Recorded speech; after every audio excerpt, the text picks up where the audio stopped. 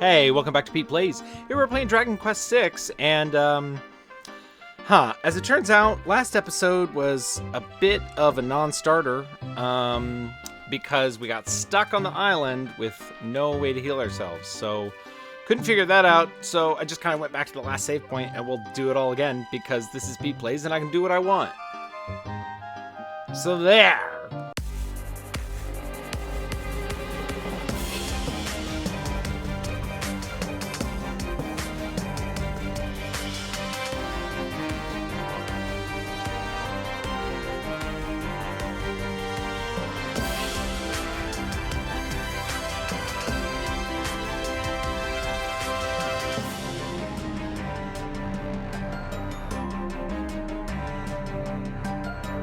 All right,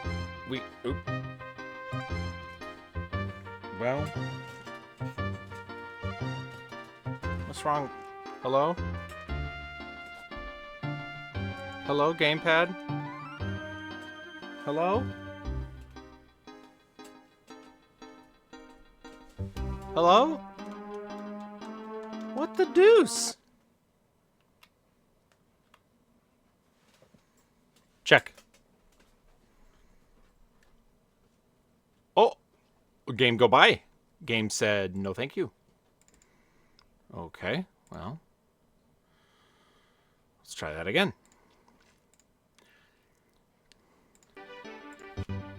There we go. Holy moly, that was... Ugh. Let's try that again. All right, we're on our way to this place to borrow their magic boat.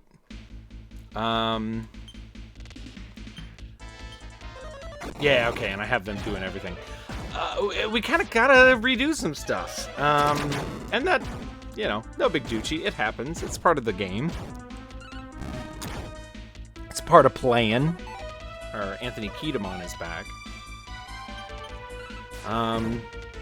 But I'm going to really load up, and I think that means that it's gonna take a bit more menuing than I really wanted to do to do this, but you know, we got to get prepared, right? So ball. We're gonna stay at the inn every day for our lives. Everybody wants to stay at the inn. Is this in? Are you in? Yeah. Okay, so we'll get a good night's rest. And I will respond to this text message because work never sleeps. They want me to work all the time. Why do they do this to me? It's okay. Oh, that's not what I want. Okay.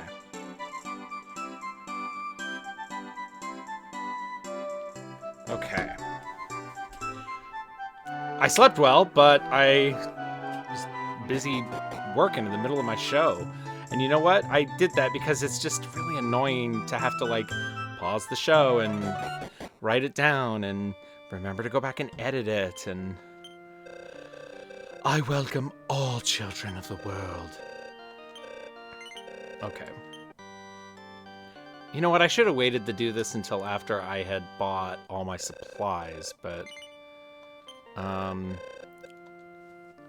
Okay, so basically what I need to do is put a bunch of stuff I'm not gonna use into my sack, which means mirror key. Give that to the sack. We want to make sure we don't give Barbara anything because she's not going to be in our party. I don't really need the dream scene drops, so I'll put that in the sack. Don't really want the speed ring. Put that in the sack.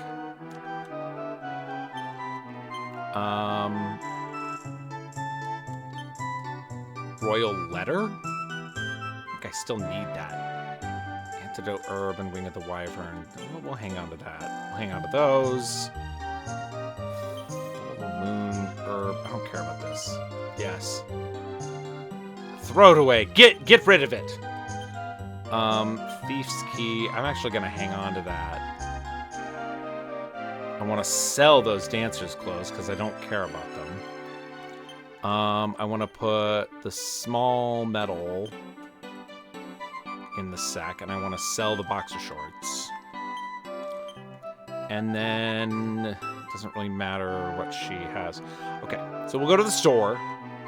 Hello, where is the inn? Oh, wait. Let's sell these things.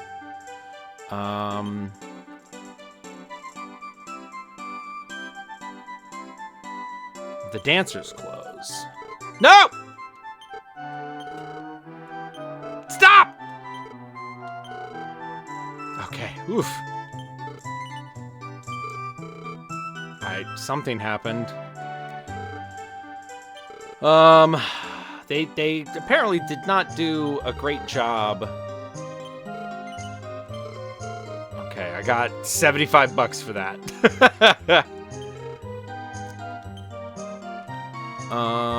Barber. Silk robe. Wow, it was like 450. And the iron helm. That was like 800. Let's go. Okay. Oops, I meant to buy things. Okay. I just wish there was a way.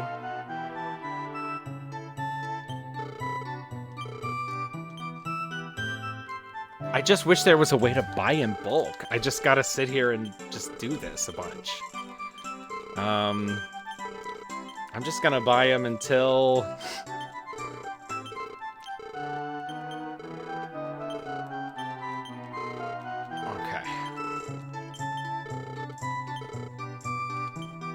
Okay, Brantley's full, so we'll go Hassan. Who will take it? Hassan will take it. This is annoying, man. But, you know, it's just part of the game. It's a game we love called Dragon Quest VI. And we're gonna fill Muriel up with the rest of these medical herbs.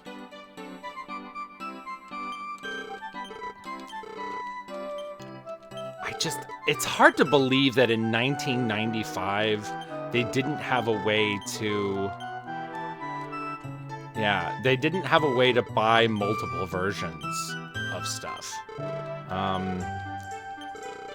Especially when, like, it's so cheap, it kind of encourages you to use it at, like, a really high rate. Put a bunch in the sack. Put it in the sack! We'll put, like, 10 in the sack. And that's just how this episode is gonna go. Put it in the sack. Put it in the sack. Who will take it? Sack will. Hello, I'm Sack. Zach.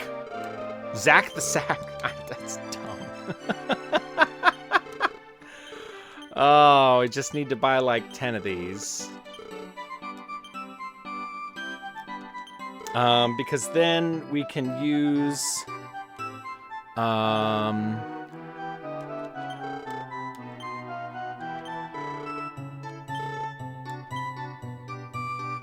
the sack. Then we can use our magic more for offense. And we can use the medical herbs for all of our healing needs. Oh, man. Just, not a great user interface. And we're gonna say it every time, and we're gonna be apologetic about it. But we really can't not...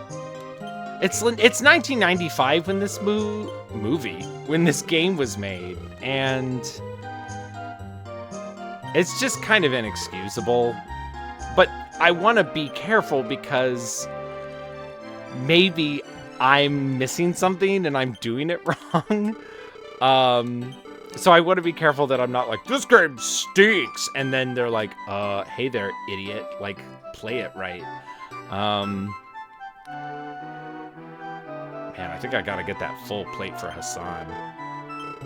Who will take it? I have to put it in the sack because... I give to Barbara because Hassan has too much stuff. Give to Barbara. Now Barbara will give the full plate to Hassan. And then Hassan will equip it. And then he will sell his bronze armor.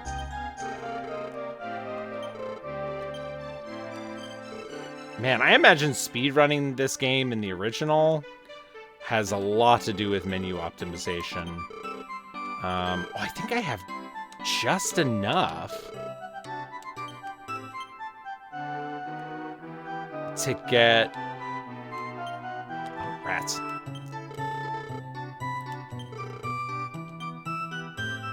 Yeah, I have just enough to get iron armor for Brantley. Clothes of hiding. Oh, I kind of want to save up for that. Maybe I'll make this a grind episode.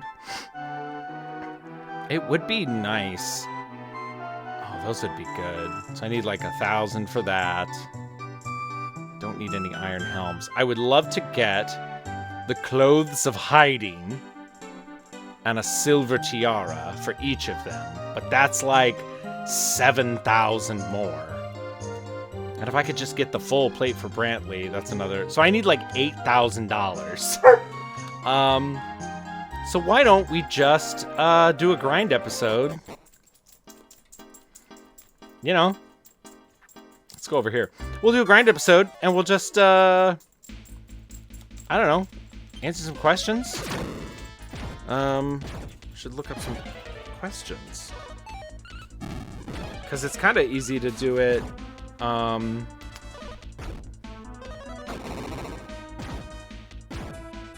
Hey, can you guys get out of here? I only have to hit 2 buttons to just make them all attack, but... Get out of here. Cool. Kidomons. Yeah! I only have to do that 70 more times! Time to fight the bad guys in the woods. Well, the Dark Hobbits are here, but they don't really give a whole lot.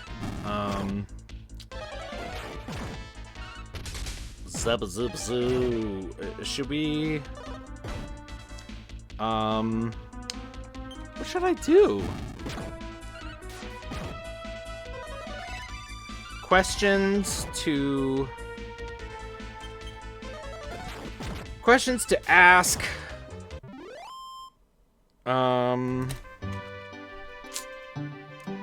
Oh, I don't know. I don't want to do like a which D&D class are you? I want them to be like actual, like thoughtful, like things to talk about.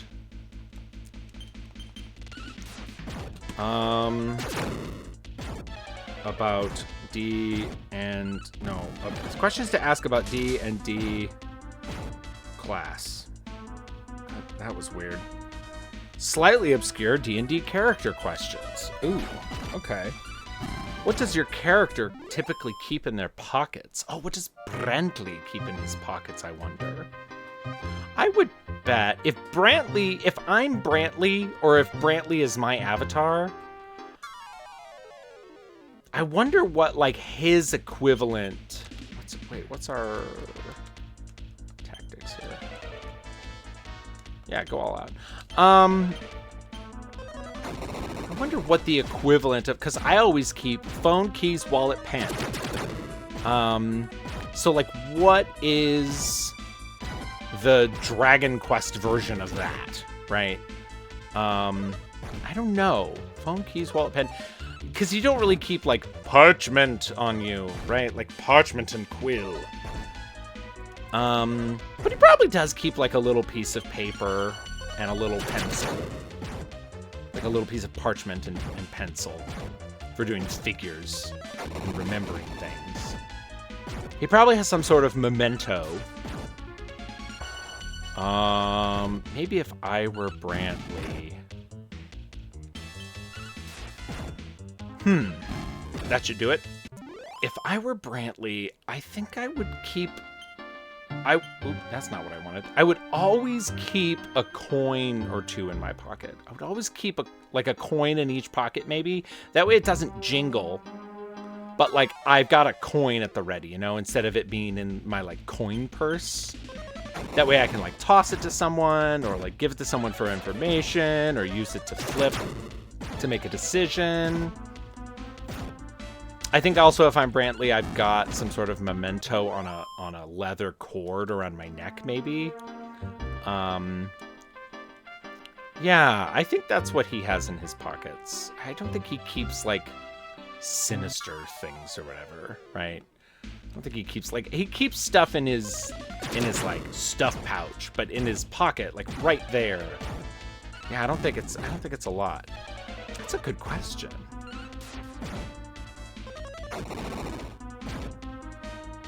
These are weird. I don't like those questions. What are good questions to ask your players? What questions did you ask your DM? Oh, here's one. What questions to ask each class? I think that's really interesting.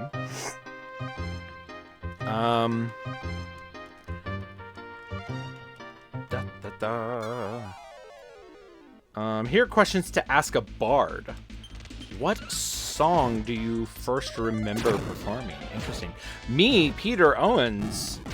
Have I ever said my last name? I don't say my last name very often on the show, but first song I ever remember like performing. I would have been quite young. I mean, it might have been. It might have been like VBS, like musical school. Let's see. Yeah, it would have been, and this is something I talked about at some point on the show. I think it was about a year ago. The Bible Tells Me So show. The Bible Tells Me So show. Oh, it's the place to be. Ooh, the evil pots are back. Get out of here. Oh, they called for the cloud, and the cloud isn't going to be hurt by fireballs. Ah!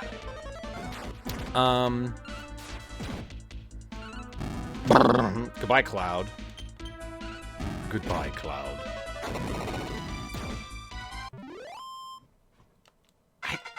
Oh, good job, Barbara. That's, yeah, that's some of the earliest I can remember. I would have been maybe 7 or 8. I have memories from preschool and kindergarten, but not memories of performing things. I would have done some kind of like, some kind of like end of year concert thing that everybody does, right? But I don't remember what it would have been. I do remember my elementary school music teacher. Her name was Mrs. Branham. And she had a son my age who just went to a different school. I always thought it was interesting that she taught at my school, but sent her son, and I went to a private school, so like anybody could go there if they had the money.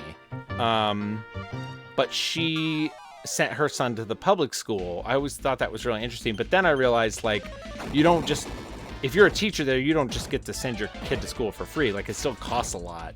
And my parents, like, you know, made a lot of sacrifices that to go to what my parents thought was a really good school, and turned out to be a pretty good experience for us. But it turns out that, like, I imagine an elementary school music teacher's salary is not a lot. And I wonder if that was not maybe a financial option for them, or maybe they just wanted to do other choices. I don't know. I just remember hanging out with him. His name was Brandon. He was cool. But also the girl that I really liked. And remember, this is like 3rd grade, mind you. The girl that I really liked was into him and not me, because I was not cool. I was just a big dork and a little bit of a crybaby. And, I mean that in the sense of, like, I don't know that I was whiny, but I was just odd and emotional. And man, these guys are taking a lot of damage. Holy cow. Ketamon, stop it. How do they do this? Okay. What's my gold at? Info. How do I know about my gold?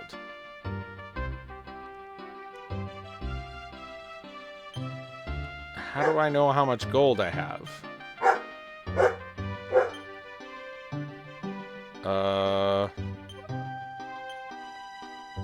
I genuinely don't know.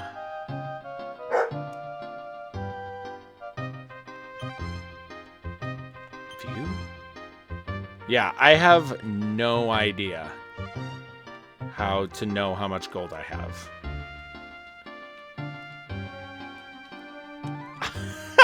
Well, okay. Who knows?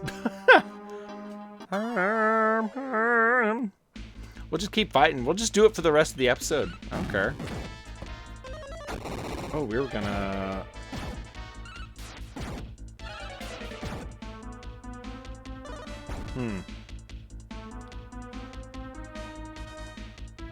This is an interesting question for a cleric. It says, when you heal someone, what do they feel when your holy power prolongs their life? I don't know. How do I know what they feel? Do they describe it to me? Maybe, but that'd be a weird thing to describe to someone. I don't know how they feel. This is the problem of subjectivity. You can't just solve that. Harbuckle. John Harbuckle. Okay, questions for druids. Ooh, what shape are you most comfortable in? Interesting. What do you fear in nature? Do not fear me, nature. I tell you, waterfalls, I think, are one of the things I fear in nature. They are so intense and powerful, and you can get swept up in them, and they, like, just over time, even the tiniest fall of water can wear away stone. Right? Like, that's wild. Bye, dude. That's so much. He hit me!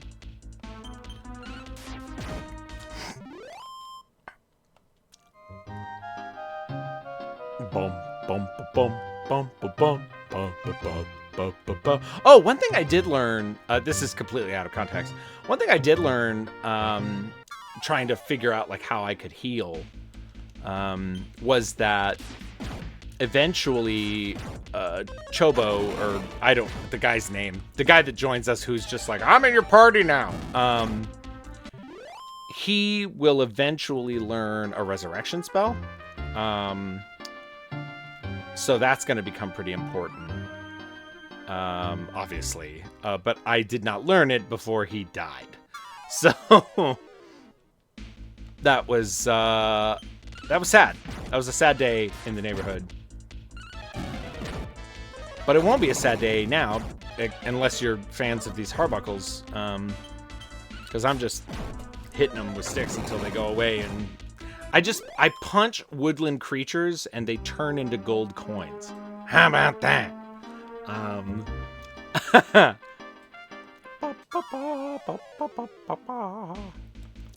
Ketamon. I do like the word Ketamon. It's a cool sounding word. Okay, here's ones for fighters. Who was the first person to defeat you in combat? I guess for me in my real life, I got beat up by the neighborhood kids a few times. I would say that was definitely defeat in combat.